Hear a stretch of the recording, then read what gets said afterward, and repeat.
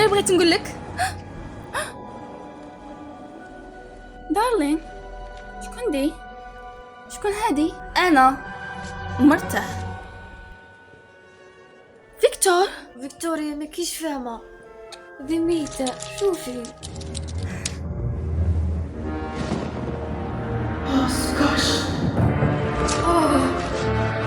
لا فيكتوريا.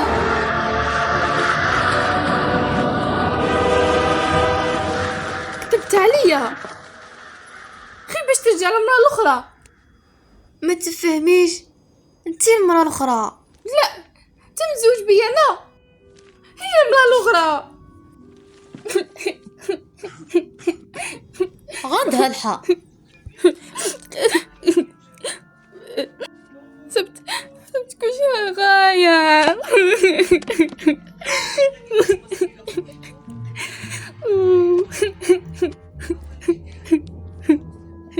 شوفي سمحي لي بصح الحالة ما تمشيش كيما هاك.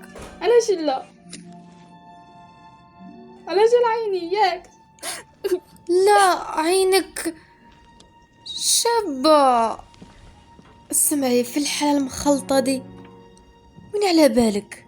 بصح احنا بزاف مختلفين. قصدي انتي ميتة. كان لازم تخمم في داشي قبل ما تقولي تزوجي بيا. عليه ما تفهميش، كانت غلطة، ما جامي نتزوج بيك.